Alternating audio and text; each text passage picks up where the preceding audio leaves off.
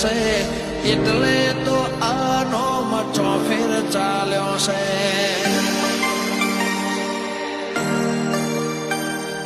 તારા લીધે મારે હીર ખીર ને દિવાળી